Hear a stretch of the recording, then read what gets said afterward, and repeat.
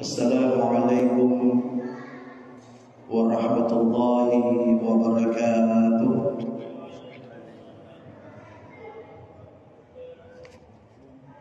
Alhamdulillah,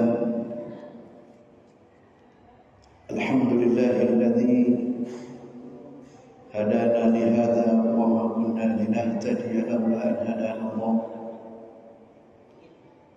Asyhadu an la ilaha illallah wa asyhadu anna Muhammadar Rasulullah. Allahumma shalli ala sayyidina Muhammad bin Abdullah wa ala alihi wa sahbihi wa man wala wa la hawla wa la quwwata illa billah. Hadirin jamaah salat maghrib yang sama-sama dirahmati oleh Allah Subhanahu wa taala. Alhamdulillah, pertama-tama mari kita panjatkan puji dan syukur kehadirat Allah Subhanahu wa taala karena atas limpahan rahmat, hidayah serta inayahnya kepada kita sekalian, sehingga pada malam ini kita kembali lagi datang ke rumahnya Allah Subhanahu wa taala untuk menunaikan kewajiban-kewajiban kita. Di antaranya, alhamdulillah, kita telah menunaikan kewajiban salat maghrib, dan saat ini kita lanjut dengan kewajiban yang lain, yaitu kewajiban menuntut ilmu. Dan setelah ini kita masuk lagi menunaikan kewajiban berikutnya, yaitu sholat isya secara berjamaah. Salawat serta salam mari bersama-sama kita peruntukkan kepada junjungan Nabi besar Nabiullah Muhammad sallallahu alaihi wasallam. Hadirin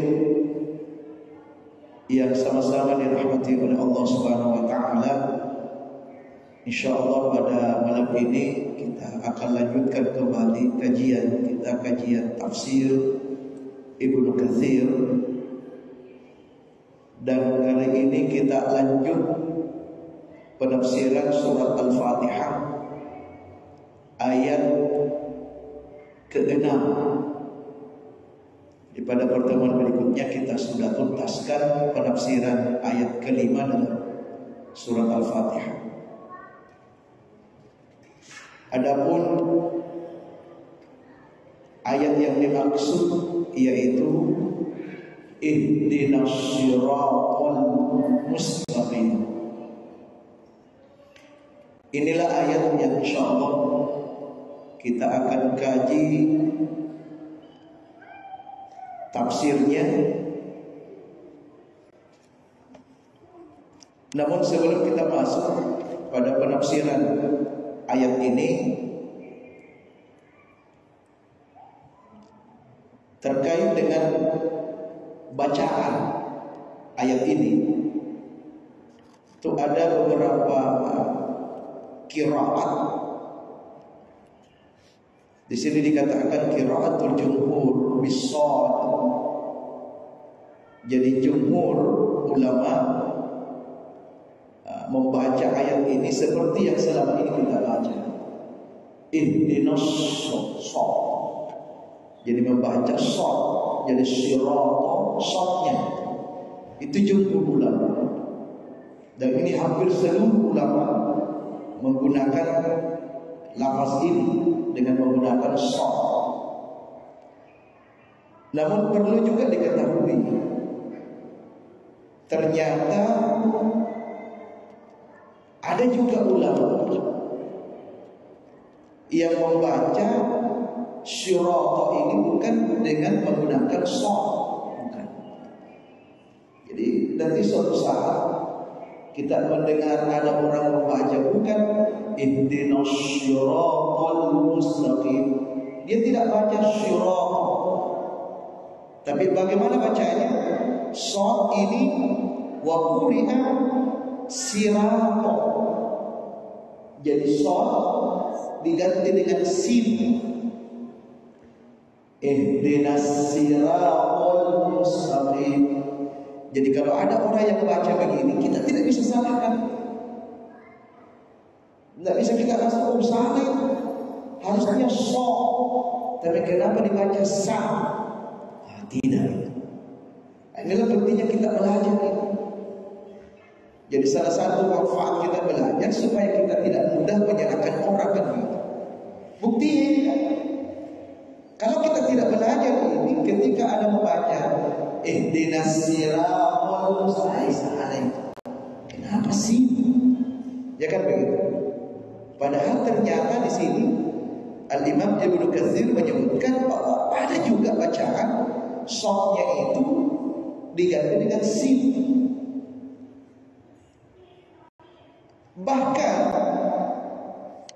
Bahkan bukan cuma sin. Bahkan ada yang membaca shad diganti dengan za, Z.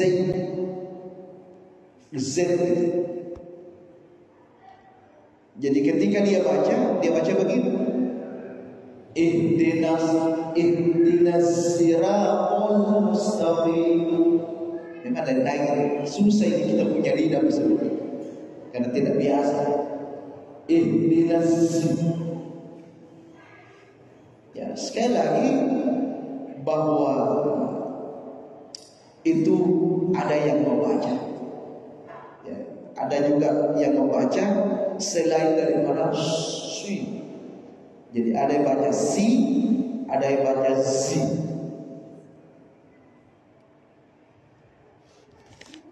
Namun dengan demikian bukan berarti kita ini karena sudah tahu ilmunya sehingga kita sedang-sedih membaca itu, jangan. Ini hanya sebatas pengetahuan bahwasanya ada bacaan begitu, ada. Tetapi tetap kita merujuk kepada bacaan yang masyhur, yang menurut jumhur ulama itu.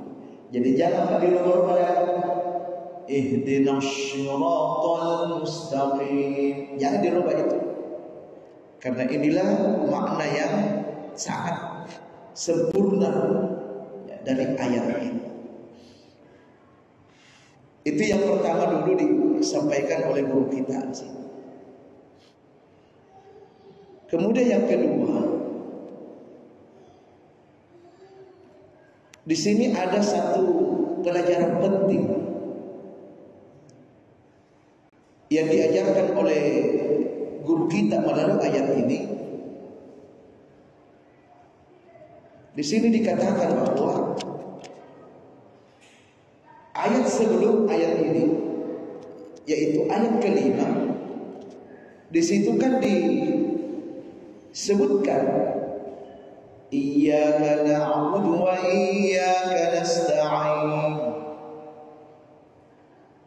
Nah, apa kandungannya ini? Secara umum kandungannya ini adalah bentuk puji-pujian kepada Allah. Ya kan? Ya Allah, hanya kepada kami menyembah. Ya Allah, hanya kepada kami minta pertolongan. Ini kan memuji. Ya sama ke dalam kehidupan kita. Nah, kita ini sebagai ini masjid ini luar biasa ini karena kita sebagai itu kan menyanjung, memuji. Nah, dikatakan oleh ulama ayat yang kelima itu mengandung puji-pujian kepada Allah. Nah, pada ayat berikutnya, ayat ke-6, apa isinya ayat itu? Isinya ayat ini adalah ihdinas siratal mustaqim. Apa isinya itu? Secara umum isi dari ayat ini adalah doa. Jadi ayat sebelumnya berisi puji-pujian kepada Allah. Ayat setelahnya atau ayat ke-6 ini berisi doa. Ihdinas siratal mustaqim, ya Allah, tunjukilah kami ke jalan yang lurus. Doa. Nah, pelajaran apa yang bisa kita dapat? Munasabah dari ayat kelima dengan ayat ke-6 surah Al-Fatihah. Ya, karena perlu dipahami bahwa di dalam Al-Quran itu seluruh isi Al-Quran mulai dari surat Al-Fatihah sampai surat An-Nas, semuanya itu ada hubungan, ada kaitan. Makanya dalam ilmu Al-Quran atau ulumul Quran, kan ada satu ilmu dalam Islam itu disebut ulumul Quran, ilmu Al-Quran. Nah, salah satu ilmu Al-Quran ada yang disebut dengan ilmu munasabah Al-Quran. Jadi ada namanya ilmu munasabah Al-Quran. Apa maksudnya ilmu ini? Ilmu ini menggali keterkaitan seluruh ayat Al-Quran. Itu menggali itu. Jadi ada hubungan, ada keterkaitan misalnya antara satu kalimat dengan kalimat yang lain dalam satu ayat. Itu digali oleh ilmu munasabah Al-Quran. Apa hubungannya? Jadi munasabah atau hubungan antara kalimat yang sama dengan kalimat yang lain dalam satu ayat. Ada juga munasabah antara ayat dengan ayat. Nah, seperti contohnya ini. Ya, munasabah atau hubungan antara ayat ke-5 dengan ayat ke-6.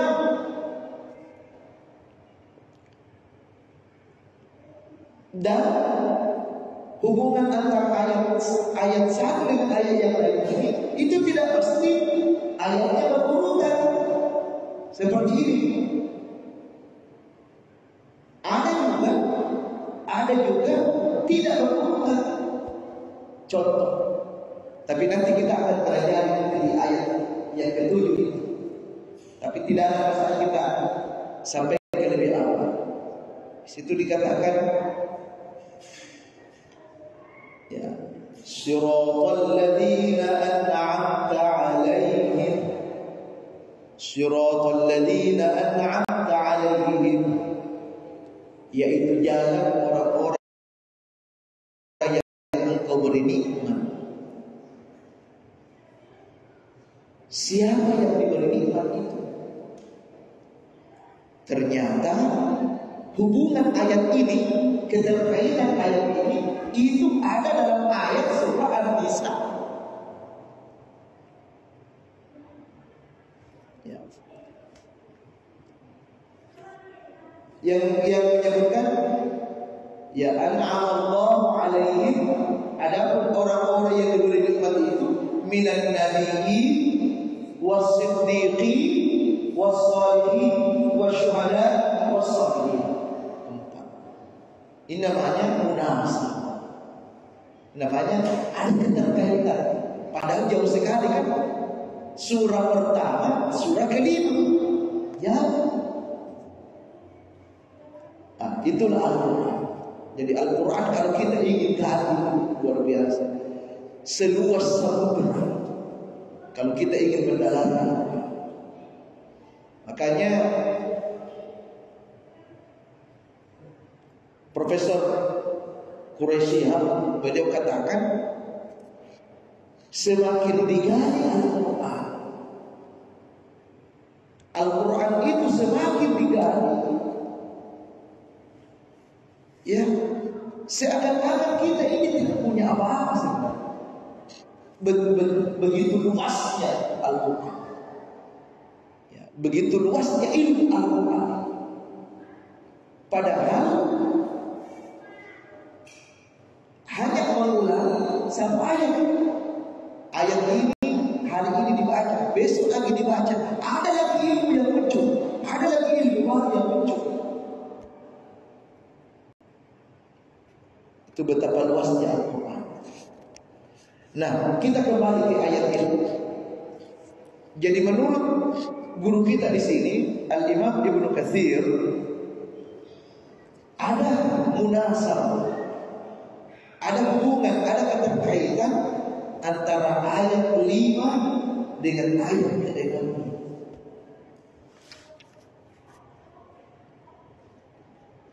Ya, apa hubungannya?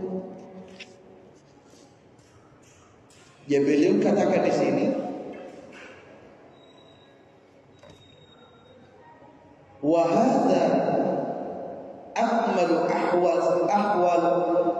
ahwal as-sa'il ayyumaddiha mas'ulatan thumma yus'al hajatahu wa hajat ikhwanihi al-mu'minin. Inilah hubungannya kata beliau. Tadi dikatakan bahwa ayat kelima ini mengandung puji-pujian kepada Allah. Sementara ayat ke-6 mengandung doa. Nah, di sini guru kita mengatakan bahwa kalau kita ingin doa-doa kita atau hajat kita diijabah oleh Allah, maka Allah ajarkan di sini sebelum minta, ya kan, sebelum berdoa, iyyaka na'budu wa iyyaka nasta'in, yang mengandung puji-pujian. Puji dulu Allah. Jadi salah satu adab berdoa yang diajarkan Allah dalam ayat ini adalah sebelum kita minta kepada Allah, sebelum kita berdoa kepada Allah, maka kita harus memuji Allah terlebih dahulu. Salah satu bentuk pujian inilah, tapi tidak harus ini. Tidak harus iyyaka na'budu wa iyyaka nasta'in. Tidak harus. Makanya dari dulu kita sudah diajarkan oleh para ulama, para guru-guru kita, sebelum kita berdoa, apa dulu yang kita ucapkan? Ya, hamdan. Bismillahirrahmanirrahim. Alhamdulillahi rabbil alamin. Ini bagian dari penerapan ayat ini. Ya, penerapan ayat ini, bahwa sebelum kita minta sama Allah, kita puji-puji Allah dulu. Kita sanjung-sanjung Allah. Ya. Seperti yang digambarkan oleh para ulama,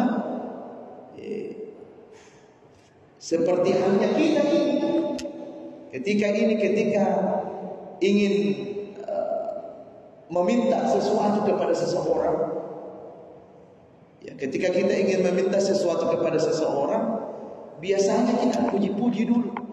Misalnya nih, kita ini panitia masjid nih, panitia pembangunan masjid, ya, datang ke rumah, ya, orang-orang yang memang dia beradab, ya, kita masuk. Adab kita kan tidak langsung mengajukan proposal. Enggak. Rumahnya Bapak Adi bagus sekali. Barusan saya lihat ini, wih, interiornya bagus. Belum pernah saya lihat begitu. Kita puji-puji, kan begitu.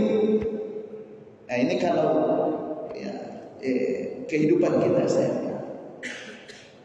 Ya, insya Allah, karena sudah dikasih senang. Begini Pak, ini kita punya masjid ada di bawah. Wih, langsung itu karena sudah dikasih senang hatinya. Ini hanya sebatas gambaran.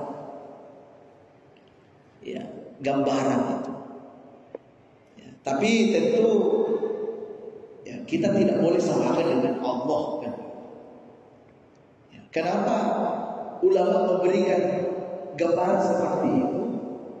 Ya, ini hanya semata-mata supaya kita mudah memahami bahwa memang ketika kita ingin berdoa, adabnya itu jangan langsung minta. Itu intinya. Jangan langsung minta. Tetapi kita harus memuji Allah Subhanahu wa taala. Ya, bahkan dikatakan di sini akmalu ahwalus sa'id. Inilah kondisi terbaik, kondisi sempurna bagi orang yang meminta itu. Jadi kondisi atau keadaan sempurna seseorang ketika mau minta yaitu az-zana. Ya, puji Allah dulu. Kita harus memuji Allah Subhanahu wa taala. Sekalipun hadirin yang dimuliakan Allah, ini bukan salah satu adab berdoa. Yang dijelaskan oleh ulama itu banyak sebenarnya rangkaian adab-adab berdoa itu. Memuji Allah itu salah satunya. Salah satunya. Artinya apa? Ketika kita berdoa belum cukup kalau hanya kita memuji Allah, belum cukup.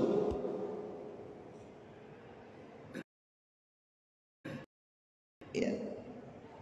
Tapi kita harus melengkapi adab-adabnya itu. Ya. Di antaranya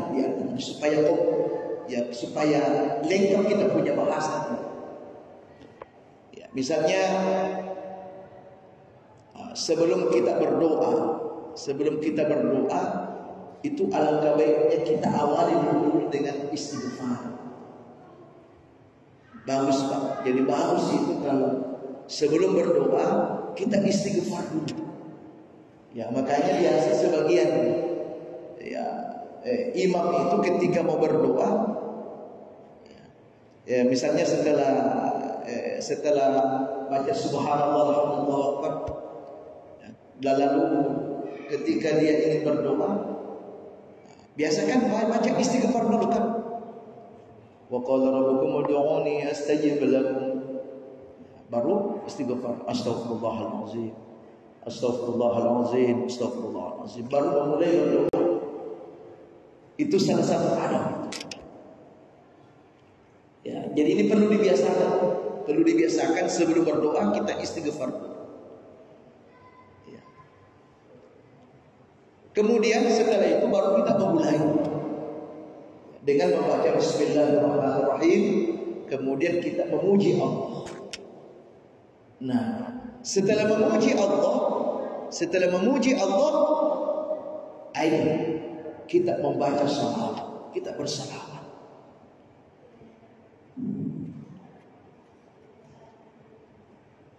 Banyak hadis yang menjelaskan tentang pentingnya bersalawat ketika berdoa. Bahkan Nabi Sallallahu Alaihi Wasallam pernah menegur sahabat ketika dia berdoa tidak ada salawatnya. Pernah menegur itu.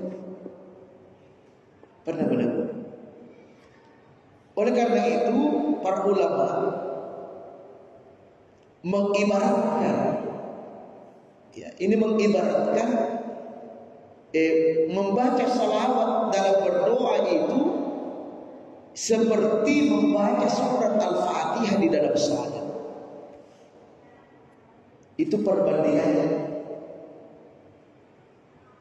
Membaca salawat ketika berdoa ibaratnya membaca surat Al-Fatihah ketika salat.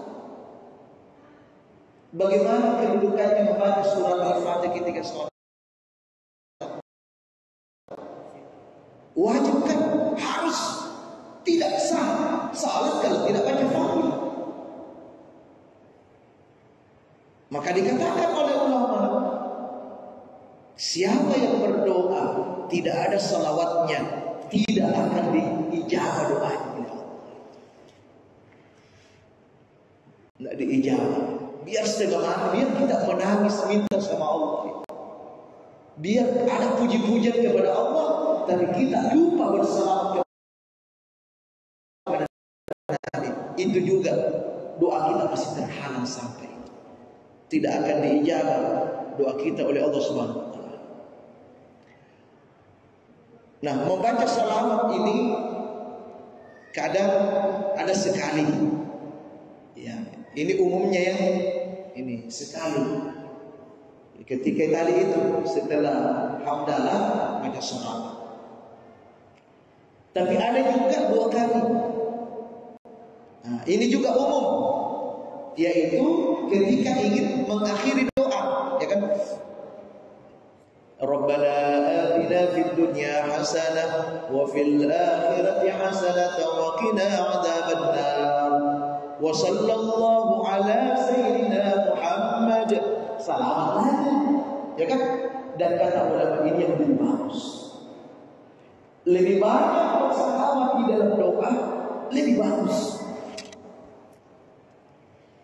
Bahkan ada pernah saya baca riwayat.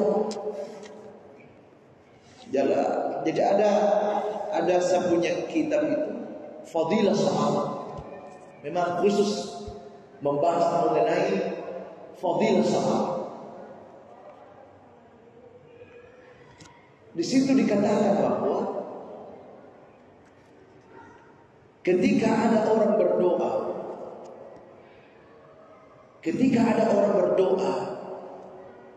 di dalam doa hanya salawat saja. Kalau tadi kan baru 2 kali tuh. Tapi sepanjang doa isinya salawat sampai selesai berdoa. Ya, maka dikatakan bahwa seluruh hajatnya, semua hajat yang ia ingin panjatkan kepada Allah, tapi tidak dipanjatkan karena dia hanya isi salawat, maka itu semuanya dijawab.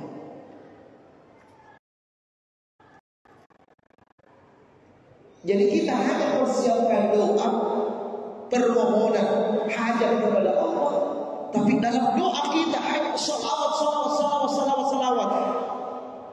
Maka semua hajat yang kita persiapkan itu, yang notabene kita tidak mohonkan kepada Allah di dalam doa, tapi ternyata itu ikut diijabah oleh Allah. Itu karena apa? Karena salawat. Karena salawat. Ya, makanya para ulama hampir semua momen ada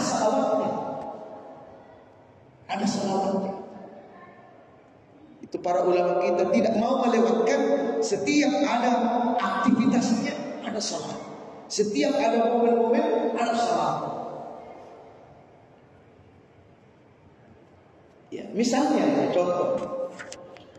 Ya, misalnya ketika mau minum obat, saya sering diingatkan oleh para ulama ini. Ya, ketika minum obat, diingatkan. Ingat ya, jangan lupa baca salawat. Sebelum minum obat itu, di samping membaca Bismillahirrahmanirrahim, jangan lupa baca salawat. Itu pasti ada keberkahan salawat ketika kita minum obat. Pasti ada. Ya. Dan ini perlu kita biasakan. Kalau perlu misalnya setiap mau minum air saja. Bismillahirrahmanirrahim. Allahumma shalli ala Muhammad. Ketika mau makan, ikutkan salat. Ya. Karena itu membantu, ya, membantu doa-doa kita diijabah oleh Allah Subhanahu wa taala. Bahkan dikatakan oleh ulama bahwa salawat itu adalah pembuka doa. Jadi yang membuka doa itu salawat.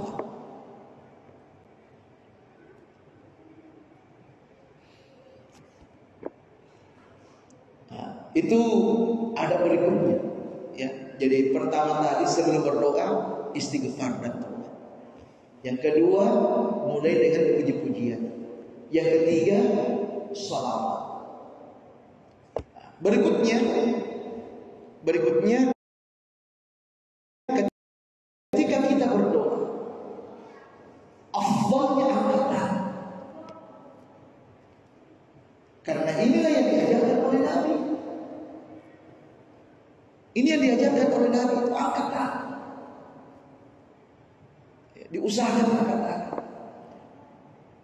Dan angkat tangan yang diajarkan oleh Nabi sesuai dengan riwayat itu secara umum ada dua macam.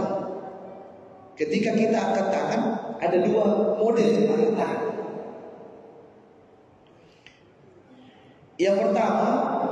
Yang pertama seperti biasa. Jadi angkat tangan, telapak tangan menghadap ke atas. Seperti biasa kita, punggung menghadap ke bawah. Ini yang diajarkan oleh Nabi. Apakah mau disatukan atau begini? Tidak ada. Hanya memang afdal kalau kita satukan. Ini afdal kalau kita satukan berdoa seperti ini. Ya, karena ada ulama mengibaratkan kalau begini ketika Allah kasih kita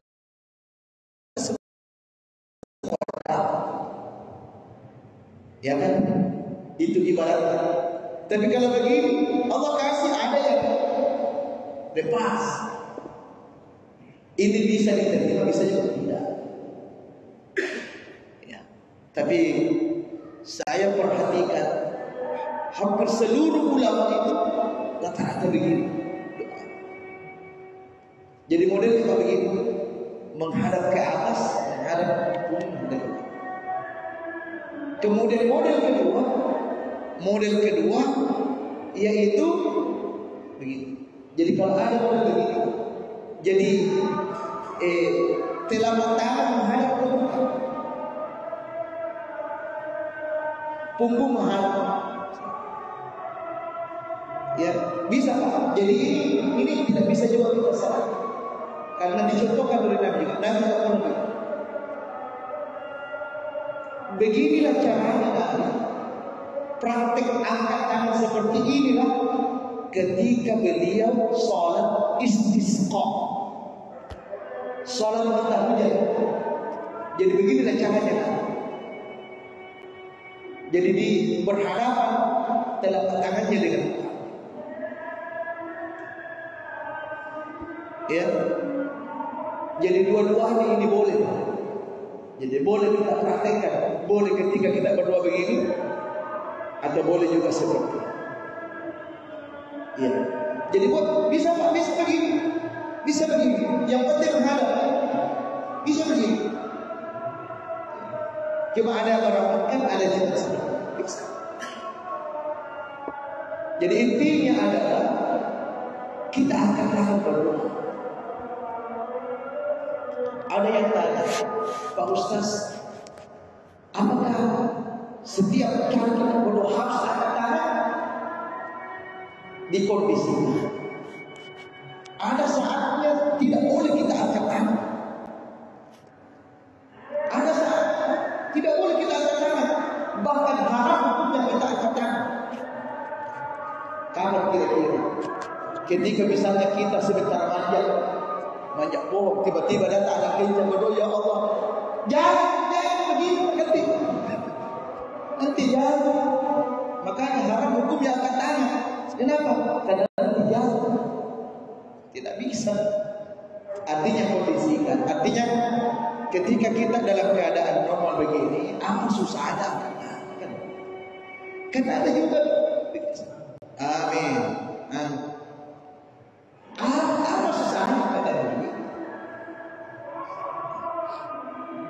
Tapi satu sisi itu bagus karena dia berdoa.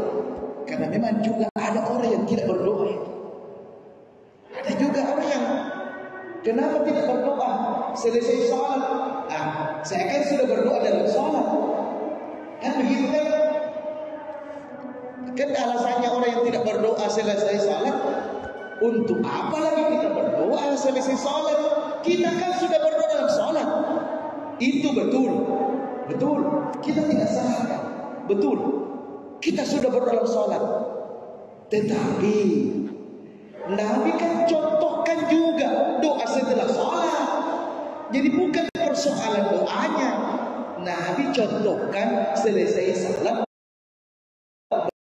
doa juga, zikir juga. Ini aspek sunnah. Bukan karena doanya. Sunnahnya Nabi ini. Kita ini kejar sunnah. Kejar sunnah artinya kalau ada orang yang selesai sholat tidak berdoa, dia betul karena dia sudah berdoa, tapi dia meninggalkan sunnah. Meninggalkan sunnah.